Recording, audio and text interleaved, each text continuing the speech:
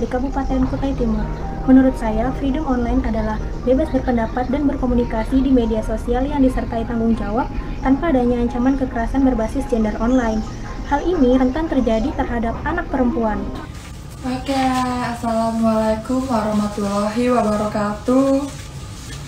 Live hari ini bersama Plan Internasional, di mana kita akan memilih seseorang untuk kampanye sehari jadi pemimpin 2020. Nah, aku akan berdiskusi secara langsung via Instagram dengan seorang gadis yang bernama Salwa. Karena Plan Indonesia ini menginisiasi seleksi Girls Takeover, yaitu sehari jadi pemimpin 2020. Siapakah Salwa? Salwa berusia 16 tahun dari Kutai Timur. Teman-teman, kita secara online langsung dari Jakarta ke Kutai Timur. Salwa bercita-cita sebagai jurnalis. Sebelum pandemi, Salwa aktif sekali di eskul debat. Wow, berarti jago banget public speakingnya ya.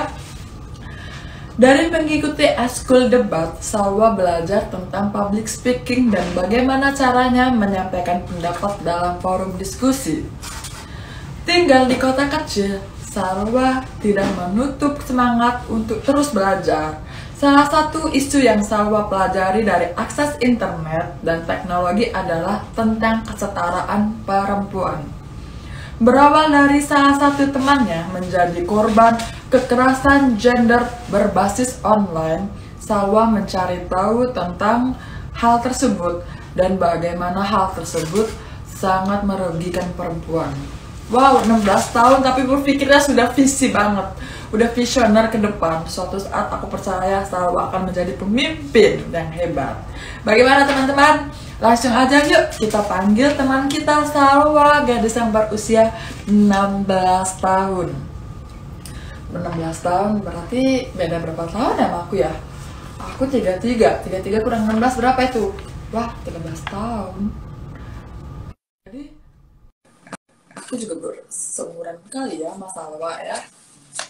Oke, Salwa sudah siap belum? Halo Salwa, Hai selamat. Kak, Apa kabar? baik Nah, Kak. aduh senang banget deh aku bisa berinteraksi langsung dengan kamu. Kamu dari Kutai Timur ya? Iya, Oke, boleh nggak Salwa diceritain Kutai Timur itu seperti apa sih menurut Salwa?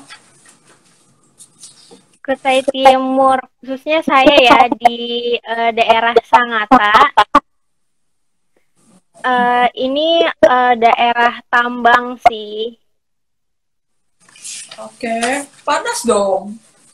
Iya, panas banget. Oke, tapi daerah tambang itu ada apa lagi nih yang Kutai Timur yang menarik buat Salwa? Yang menarik di Kutai Timur menurut saya itu selain tambangnya, mungkin masih banyak pepohonan ya di sini. Jadi masih nyaman gitu. Oke, masih nyaman ya. Oke, teman-teman, kita langsung aja ya, kita ngobrol sama Salwa. Salwa, kita punya waktu 1 jam untuk ngobrol bersama. Senang sekali ya. Nah, Salwa, boleh nggak diceritakan apa sih kegiatan Salwa sekarang ini selama masa pandemi? Kalau selama masa pandemi ini fokusnya cuman ke belajar online sih. Nah, kemudian saya menemukan adanya organisasi Plan Indonesia. Kemudian Plan Indonesia ternyata membuat acara nih Girls Takeover 2020 dalam rangka menyambut Hari Anak Perempuan Internasional.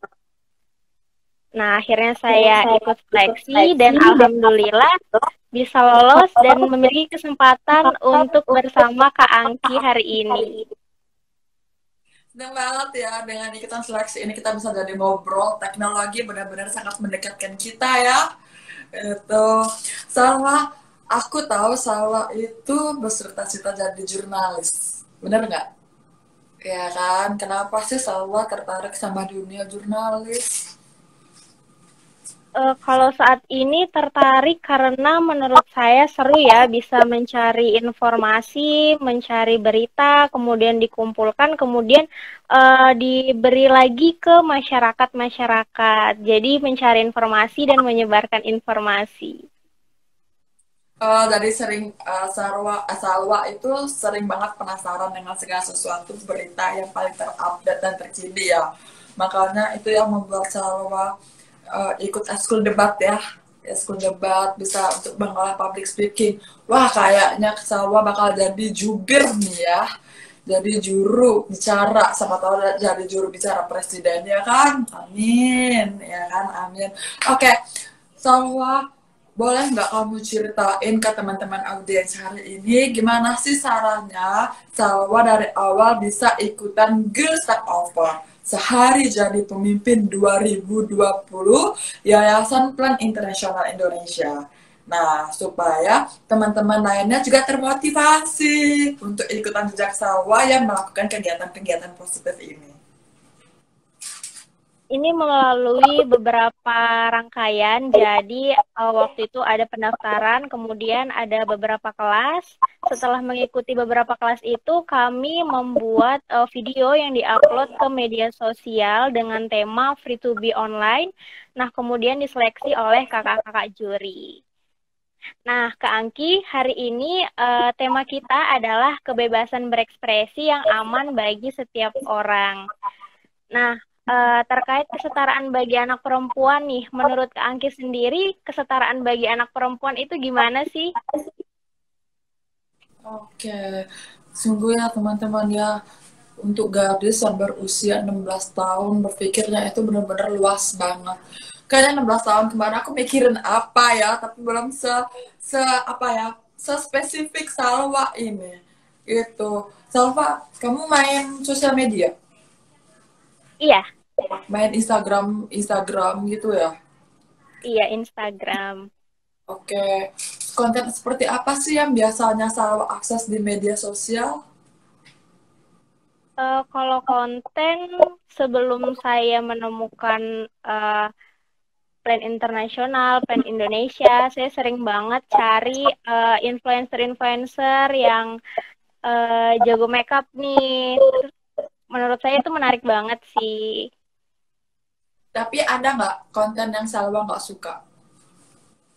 Konten yang saya nggak suka, tentu aja konten-konten yang selalu menyudutkan perempuan-perempuan untuk tidak bisa berkomunikasi dan mengutarakan pendapatnya di media sosial.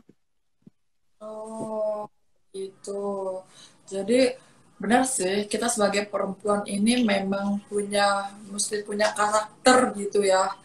Mesti punya karakter. Jadi gimana caranya konten-konten ini pun juga bisa membuat sesuatu yang positif ya, Salwa ya. Hebat banget kamu, walaupun kamu di daerah, tapi kamu punya berpikir bagaimana sih perempuan ini itu memang isu-isu yang membuat kita lebih apa ya, positif gitu ya. Nah, seperti yang kita tahu tadi aku jelasin sebelumnya, Salwa memiliki teman yang menjadi korban kekerasan gender berbasis online. Boleh diceritain nggak bagaimana sih teman Salwa itu bisa menjadi korban berbasis online itu gimana? Kalau korbannya, kejadiannya itu ya seperti biasa di media sosial, dia mendapat perundungan sih. Cuman kalau lebih spesifiknya, saya belum bisa menceritakan karena takutnya terjadi hal-hal yang tidak diinginkan ya. Ya nggak apa-apa sih, memang kita nggak menceritakan secara spesifik, tapi mungkin apa sih yang bisa membuat Salwa benar-benar interest dengan isu yang seperti itu. Padahal kan memang Salwa belum mengalami sepenuhnya ya, tapi Salwa memiliki empati yang kuat karena teman Salwa yang mengalaminya. Bagaimana kok bisa Salwa bisa membuat Salwa untuk terus berjuang bagaimana isu ini itu adalah sesuatu yang harus kita menjadi concern. Kenapa bisa seperti itu? Karena saya melihat 49,76% jumlah perempuan di Indonesia ini kan sangat berpengaruh ya Kak untuk kemajuan Indonesia. Nah, berarti jika kami diberikan ruang yang aman di media sosial, kemudian kami diberikan kesempatan untuk berbicara, maka akan berpengaruh positif nih Kak untuk kemajuan bangsa kita. Nah, namun implementasinya yang terjadi malah kami mendapatkan ruang yang dipinggirkan. Kami tidak mendapatkan ruang berekspresi yang aman dan nyaman di media sosial. Karena itu tadi adanya perlindungan kami di ranah daring yang belum maksimal nih Kak, dan minimnya edukasi serta pemahamannya. Oke. Jadi sebenarnya kalau masalah konten yang menurut Salwa bagaimana teman-teman itu tidak mengalami hal yang sama seperti yang Salwa lakukan kan.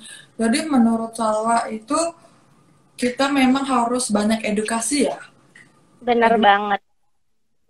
Edukasi bagaimana kita juga bisa mengekspresi dirinya kita di online gitu kan. Tapi itu kan sekarang kita memang tidak bisa denial dengan apa yang terjadi di online ya. Jadi memang memungkinkan nggak kalau memang segala konten itu sebelum kita posting itu memang harus kita pikirkan dulu dampaknya.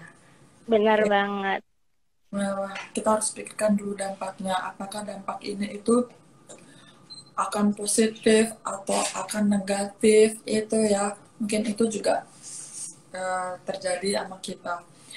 Salwa, boleh Kak, pesan apa sih yang ingin Salwa sampaikan kepada teman-teman remaja perempuan di Indonesia dalam penggunaan media sosial agar tidak mengalami kekerasan gender berbasis online? Nah, pesan nih buat teman-teman yang sudah hadir di live hari ini, yang pertama, sebelum kita masuk ke media sosial itu, menurut saya yang paling penting adalah membentuk self-love atau mencintai diri sendiri nih Kak, untuk bisa menerima dan menghargai diri kita sendiri. Karena kalau kita udah punya self-love nih di dalam diri sendiri, otomatis kita punya tameng nih untuk terhindar dari kecenderungan depresi, karena tangan-tangan netizen yang nakal nih pastinya. Jadi kita lebih bisa menerima dan menghargai diri kita sendiri. Oke, jadi kita memang mesti lebih menghargai diri kita sendiri ya. Nah, oke, karena aku udah sering nanya nih sama Salwa, karena kebetulan kita lagi ngobrol langsung, aku boleh dong membuka pertanyaan. Apakah memang ada sesuatu yang ingin Salwa sampaikan atau ingin Salwa tanyakan aku khususnya? Nah, sebelumnya nih untuk teman-teman yang sudah hadir, yang pertama ingin saya sampaikan adalah saya ingin menjelaskan nih tentang kekerasan berbasis gender online. Nah, buat teman-teman yang belum tahu, kekerasan berbasis gender online ini adalah KBGO, sering kita singkat KBGO, adalah kekerasan berbasis gender yang difasilitasi oleh teknologi. Nah, tindakan-tindakan kekerasan tersebut memiliki niatan atau maksud untuk melecehkan korban berdasarkan gender atau seksualnya. Nah, buat teman-teman nih harus tahu tipe-tipe KBGO ini. Apa aja sih? Beberapa di antaranya adalah pencurian akun pribadi, pencemaran nama baik, komentar negatif atau bully, pelecehan seksual, serta penyeruan kebencian. Nah, buat teman-teman, ada nih dampak-dampak untuk korban KBGO. Yang pertama itu mereka bisa merasa rendah diri, hilangnya rasa percaya diri mereka, stres mental dan emosional, serta mereka merasa tidak aman nih secara fisik. Kemudian mereka bisa mengalami masalah dengan teman atau keluarganya dan di lingkungan sekolahnya. Nah, satu contoh nih Kak, di remaja-remaja sekarang ya rame banget nih penyebaran konten pribadi atau penyebaran konten seksual. Nah, ini nih sering banget disebar sama pacar nih, khususnya pelakunya dengan ancaman-ancaman seperti kalau kamu nggak kasih lagi, aku sebar nih. Atau kalau putus tuh biasanya disebar kan, Kak. Nah, ini eh, konten ini akan menjadi konsumsi publik. Nah, sehingga publik sendiri pun belum tahu nih kalau mereka sedang menerima dan menyebarkan KBGO tersebut. Nah, penting banget kan Kak edukasi. Nah, maka dari itu konten tersebut akan menjadi victim blaming nih kepada korbannya karena pasti publik akan menyalahkan korbannya lagi. Nah, kemudian maka dari itu saya ingin memberitahu nih kepada teman-teman semua dengan tagar Stop di Kamu sebagai edukasi dan upaya untuk mengurangi trauma kepada korban serta memberi ruang aman kepada korban. Oke, baik ya. Jadi untuk teman-teman yang seperti yang sudah Salwa jelaskan tadi bahwa edukasi untuk kekerasan gender berbasis online ini memang marak terjadi di sekitar kita. Marak terjadi. Jadi makanya memang gerakan ini itu memang harus sering terus menerus kita lakukan. Jadi tidak hanya berhenti di Salwa, tidak berhenti di temannya Salwa, tapi ini juga berlaku untuk kita semua, untuk kita semua. Makanya hal ini aku suka banget. Aku interest banget dengan apa yang Salwa sampaikan, khususnya untuk teman-teman. Jadi usia Salwa ini adalah usia teman-teman yang ingin mengekspresikan segala sesuatu. Tapi kadang yang mengkonsumtif pun juga sering menyalahgunakan. Jadi memang era teknologi ini memang kita tidak bisa denial juga gitu. Maka dari itu memang kita mesti sama-sama gimana caranya kita itu stop kekerasan visual, stop untuk apa ya namanya, untuk berkata kasar juga ya, berkata kasar. Benar banget. Benar, berkata kasar. Aku pun juga nggak tahu sih dengan apa yang sedang terjadi di era online seperti ini.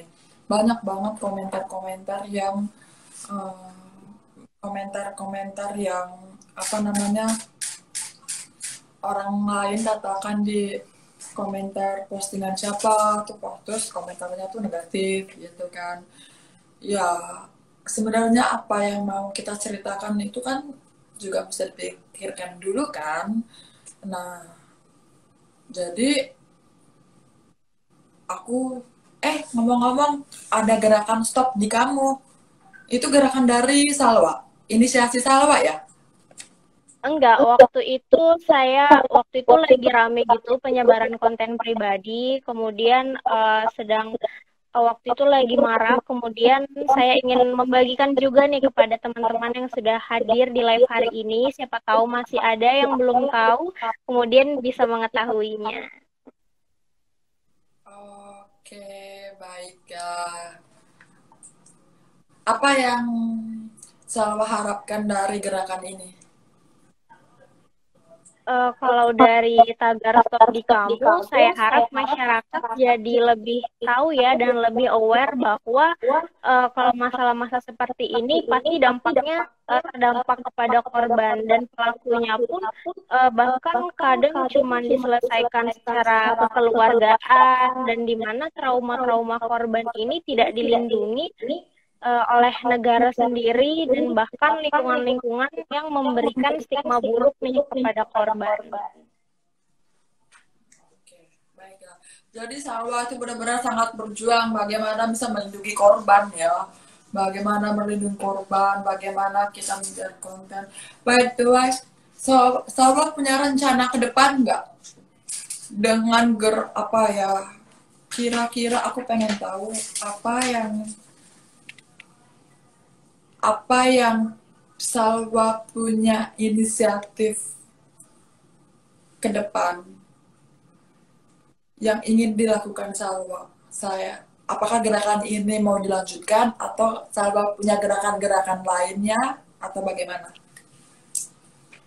Kalau untuk hal ini saya memang berharap yang pertama itu adalah pemerataan akses internet dulu ya Kak.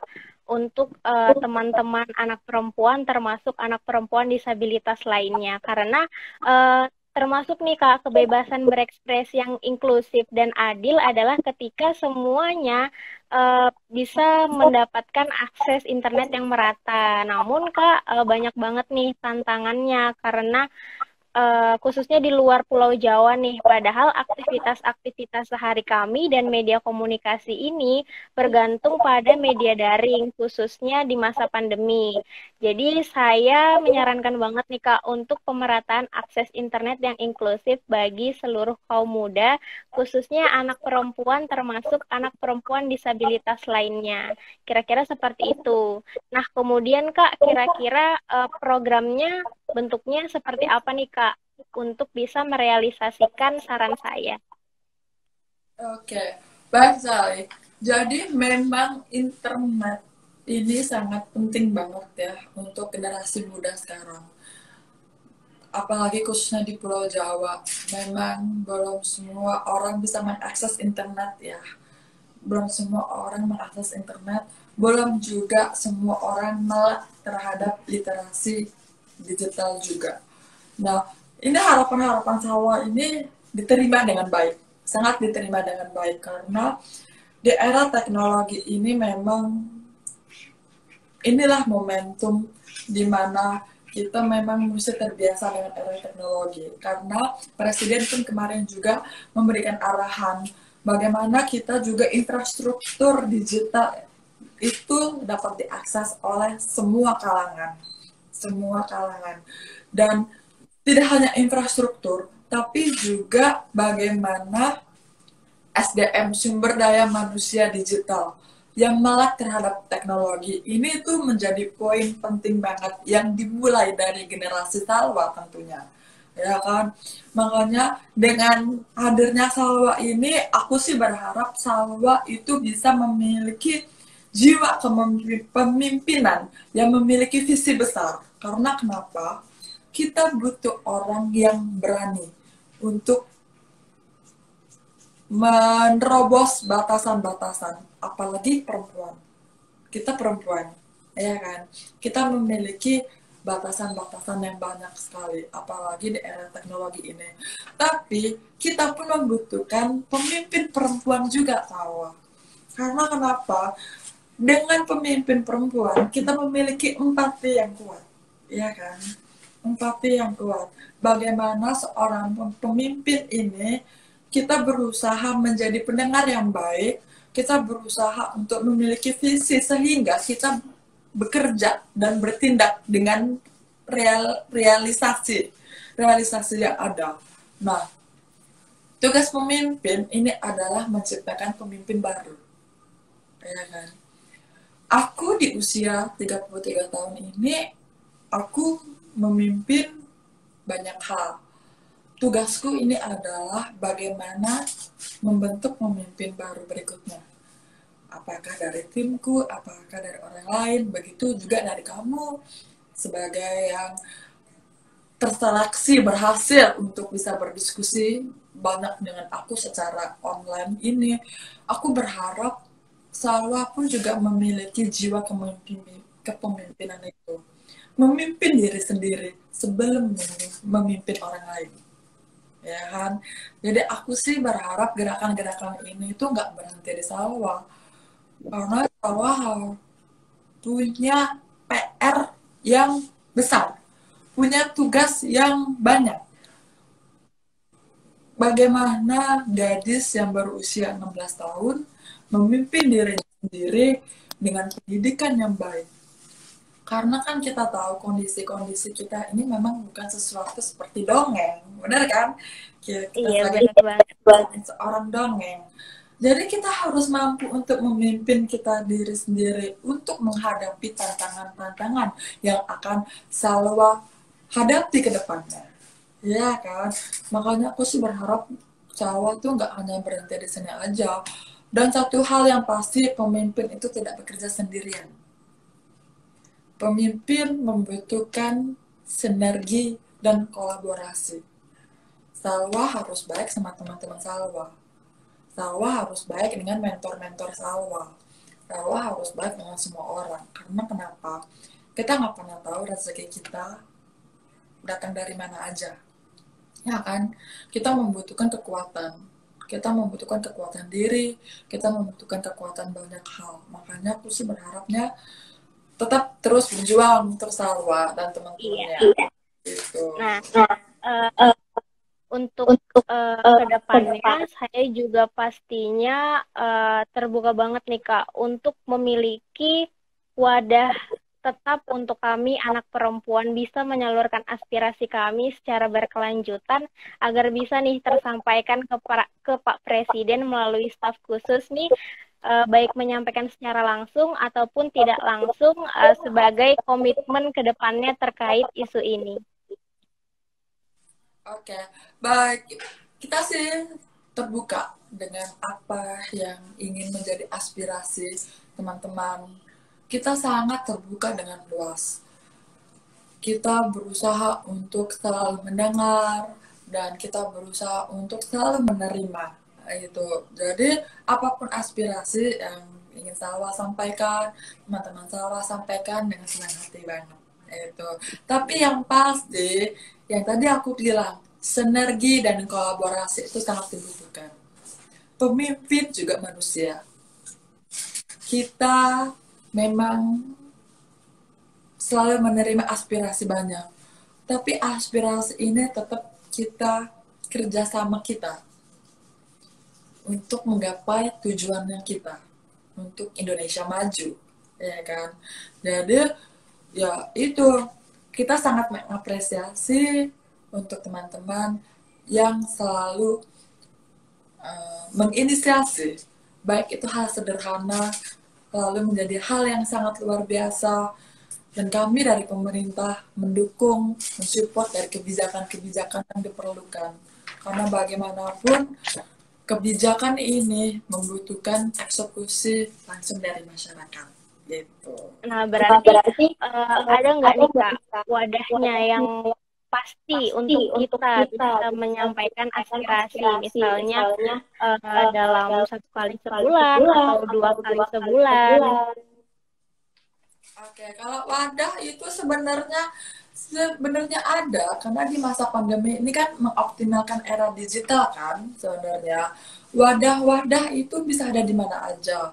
Ada di website, ada di Instagram. Nah, wadah aspirasi ini tergantung dari substansinya.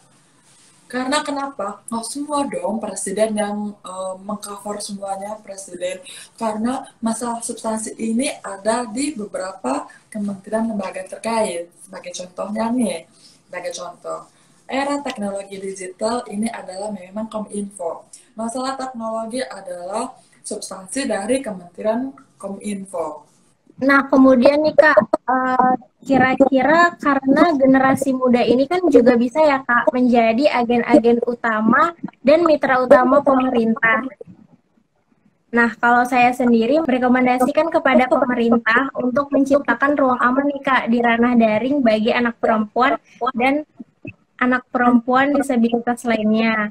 Nah, serta mekanisme pelaporan nih Kak yang ramah kaum muda oleh pemerintah, penegak hukum, dan perusahaan media sosial. Kemudian kira-kira ada tidak Kak dukungan atau program yang sudah disediakan oleh pemerintah agar kami memiliki ruang yang aman di media sosial? Pemerintah melalui Kementerian Pemberdayaan Perlindungan Perempuan dan Anak selalu terbuka untuk generasi muda sebagai agen perubahan, ya, yang seperti substansinya yang kita. Nah, pemerintah melalui Kementerian Pemberdayaan Perlindungan Perempuan dan Anak berusaha untuk bertugas untuk melindungi dari hal-hal substansi yang saya inginkan tadi, seperti itu. Ya, itu. Nah, kemudian Kak, kalau kita fokus bahas korbannya, kira-kira sudah ada belum Kak undang-undang yang melindungi korban kekerasan secara spesifik? Kalau undang-undangnya kita masih kita cari sama-sama. untuk masalah undang-undangnya, Salwa dan teman-teman bisa langsung ke website nek.go.id. Nah, dari website itu akan keluar undangan peraturan presiden ataupun peraturan pemerintah presiden yang Salwa butuh gitu. Jadi bisa langsung dicari sesuai Salwa. Okay. Nah, kemudian nih Kak, kalau menurut saya kita perlu banget ya payung hukum untuk korban-korban nih atau para penyintas. Nah, kalau misalnya rancangan undang-undang penghapusan kekerasan seksual, menurut Kakak sendiri nih, penting nggak sih undang-undang ini? Itu penting, penting. Tapi secara birokrasi, undang-undang dibuat oleh DPR. Nah, ketika undang-undang ini menjadi undang-undang dibuat dan direncanakan dan diimplementasikan, disahkan oleh DPR. Dan undang-undang itu ketika sudah disahkan, tugasnya pemerintah ini adalah secara birokrasi membuat. Jadi kalau misalkan undang-undang kita perlu, makanya kita dukung DPR itu, karena dari pemerintah kita menunggu. Oke, ada hal terakhir yang sampaikan kepada teman-teman. Kalau hal terakhir untuk teman-teman, setelah kita mengetahui nih teman-teman apa itu KBGO, kalau teman-teman melihat atau mengalami kekerasan berbasis gender online, teman-teman bisa langsung melalui platform yang ada di Instagram @awaskbgo. Kalau teman-teman mau tahu lebih lengkap tentang KBGO juga bisa ke Instagram tersebut, dan aku minta tolong banget nih untuk teman-teman untuk men-share @awaskbgo agar kita semua masyarakat di media sosial lebih aware terhadap KBGO. Nah, aku kepo nih tentang statement akhir Kak Angki terkait freedom online yang inklusif dan KBGO ini. Oke, baiklah, terbaik banget bahwa dari aku, dari kita, mari kita saling mengedukasi teman-teman perempuan muda untuk paham literasi digital dan media sosial dengan sebaik-baiknya. Dan teman-teman jangan lupa untuk 3M, jarak, pakai masker, dan mencuci tangan. Oke, baiklah, aku izin pamit dan Salva juga pamit. Senang sekali bertemu dengan Salva. Ya, mudah-mudahan Salva apa yang dikasih dengan sama Salva juga terbaik. Aku menunggu Salva untuk berikutnya. Oke, baiklah teman-teman, saya izin pamit. Assalamualaikum. Sama foto dulu ya kita ya. 1, 2, 3. Oke, baiklah. See you, selamat lagi ya kita. Iya, makasih Kak atas waktunya. Terima kasih banyak.